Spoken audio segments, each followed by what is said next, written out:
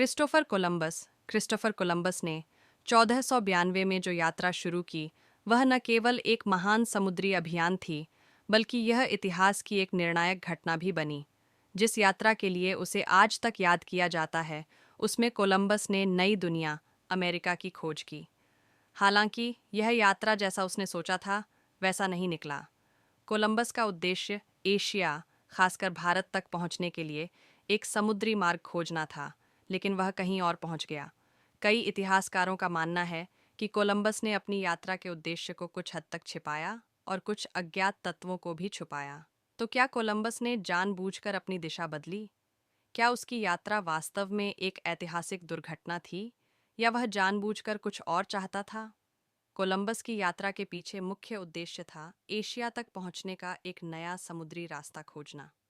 उस समय यूरोप में एशियाई मसाले, रेशम, चीनी मिट्टी और अन्य कीमती वस्त्रों की भारी मांग थी। ये चीज़ें मुख्य रूप से भारत और चीन से आती थीं। यूरोप में यह व्यापारिक मार्ग काफ़ी महंगा था और इसकी आपूर्ति पर एकाधिकार रखने वाले देशों के द्वारा भारी शुल्क लिया जाता था। इसीलिए यूरोपीय देशों के लिए एक सीधा समुद्री रास्ता ढूंढना बहुत महत्वपूर्ण था। कोलंबस को यह विश्वास था कि यदि वह पश्चिम की ओर यात्रा करता है तो वह एशिया तक पहुंच सकता है। उसके अनुसार पृथ्वी गोल थी, और अगर वह पश्चिम की ओर आगे बढ़े तो वह भारत के द्वीपों तक पहुंच जाएगा। कोलंबस ने इस यात्रा के लिए एक तर्कसंगत रास्ता चुना, जो उस समय के कुछ अन्य समुद्री खोजकर्ताओं की योजनाओं से अलग था। कोलंबस ने 1492 में स्पेन से अपनी पहली यात्रा की शुरुआत की। उसे सम्राटों फर्डिनेंड और इसाबेला से समर्थन मिला था, जिन्होंने उसे समुद्र के रास्ते एशिया जाने का प्रयास करने की अनुमति दी थी। कोलंबस ने अपनी यात्रा की शुरुआत में पश्चिम की दिशा में यात्रा की। उस समय के यूरोपीय मान्यताओं के अनुसार कोलंबस का मार्ग सही था, क्योंकि वे मानते थे कि अगर पृथ्वी गोल है तो पश्चिम से यात्रा करने पर एशिया तक पहुंचा जा सकता है। कोलंबस का मार्ग बहुत ही चुनौतीपूर्ण था, क्योंकि उसकी यात्रा के दौरान समुद्र में कई खतरनाक परिस्थितियां थीं। इसके बावजूद उसने अपने उद्देश्य में दृढ़ विश्वास रखा। वह अमेरिका तक पहुंचने से पहले कई हफ्तों तक समुद्र में था। कोलंबस ने 12 अक्टूबर 1492 को नई दुनिया खोजने का दावा किया। हालांकि वह यह नहीं जानता था कि यह भूमि भारत नहीं थी। उसने समझा कि उसने एशिया का पश्चिमी हिस्सा ढूंढ लिया है। वह यह मानने लगा था कि वह भारत के निकट है, और उसने वहां के स्थानीय आदिवासियों को भारतीय कहना शुरू कर दिया। वह जिस भूमि पर पहुंचा, वह वास्तव में एशिया का हिस्सा नहीं था, बल्कि यह कैरेबियन महासागर में स्थित एक नया महाद्वीप था, जिसे बाद में अमेरिका के नाम से जाना गया। इस भूमि के बारे में पहले यूरोपीय जानकारियों का अभाव था, और कोलंबस ने इसे इंडीज का हिस्सा समझा। बाद में यह साफ हुआ कि वह पूरी तरह से गलत था, और वह एक नई भूमि पर पहुंच चुका था, जिसका नाम अमेरिका पड़ा। कई इतिहासकारों का यह मानना है कि कोलंबस ने जानबूझकर अपनी यात्रा के उद्देश्य को छिपाया। जब वह अमेरिका तक पहुंचने के बाद वापस लौटा, तो उसने भारत पहुंचने का दावा किया। हालांकि यह साफ था कि वह एशिया नहीं पहुंच पाया था। कुछ विशेषज्ञों का कहना है कि कोलंबस जानता था कि वह एशिया नहीं पहुंचा था, लेकिन उसने अपने सम्राटों और यूरोपीय व्यापारियों को यह बताने में सफल रहा कि उसने एशिया की दिशा में नया मार्ग खोज लिया है। उसकी यात्रा से जुड़ी जानकारी को उसने व्यावसायिक और राजनीतिक दृष्टिकोण से अधिक महत्वपूर्ण समझा, क्योंकि वह जानता था कि अगर वह इस खोज को असफल रूप में प्रस्तुत करता तो उसे बहुत बड़ी आलोचना का सामना करना पड़ता।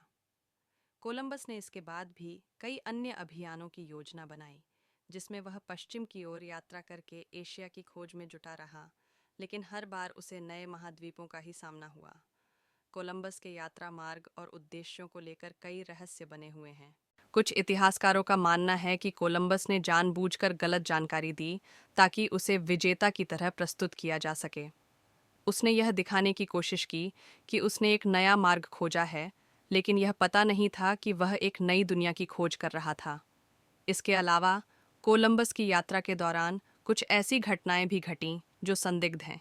उदाहरण के लिए, उसने यात्रा के दौरान कुछ स्थानों को जानबूझकर छोड़ दिया, और कुछ क्षेत्रों में वह लौटने का निर्णय लेने के बाद भी यात्रा को आगे बढ़ाने का दावा करता रहा। क्या यह एक रणनीतिक कदम था? क्या उसने जानबूझकर कुछ महत्वपूर्ण जानकारी को छिपाया, ताकि अपनी यात्रा के परिणाम को सकारात्मक तरीके से प्रस्तुत किया जा सके। कोलंबस की यात्रा के बाद यूरोप में इस नए महाद्वीप की जानकारी तेजी से फैलने लगी। 16वीं सदी में अन्य खोजकर्ताओं जैसे वास्को डा गामा, फर्डिनेंड मैगलन और अमेरिगो वेस्पुची ने अमेरिका के अन्य हिस्सों की खोज की और उसे नया रूप दिया। हालांकि कोलंबस की यात्रा ने यूरोप में एशिया तक पहुंचने के नए विचारों को जन्म दिया, लेकिन उसका वास्तविक योगदान एक पूरी नई दुनिया की खोज के रूप में देखा जाता है।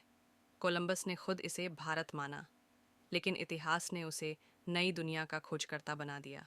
आज भी यह सवाल बना हुआ है कि क्या कोलंबस ने जानबूझकर अपनी यात्रा के उद्देश्य को छिपाया या वह वास्तव में एक बड़े समुद्री मार्ग की खोज कर रहा था। हालांकि कोलंबस का लक्ष्य भारत तक पहुंचने का था, लेकिन वह नए महाद्वीप की खोज कर बैठा। यह कहा जा सकता है कि कोलंबस की यात्रा को इतिहास की एक दुर्घटना या सुपरिचित गलती के रूप में देखा जा सकता है, जिसमें उसने अपनी योजना को पूरी तरह से बदल लिया। कोलंबस की यात्रा ने सिर्फ एक नई दुनिया की खोज नहीं की, बल्कि उस यात्रा से जुड़ी गलतफहमियों और छिपी हुई जानकारी ने इसे और भी रहस्यमय बना दिया। फिर भी उसकी यात्रा ने दुनिया के इतिहास को स्थायी रूप से बदल दिया और वह इतिहास में एक अजेय खोजकर्ता के रूप में याद किया जाएगा।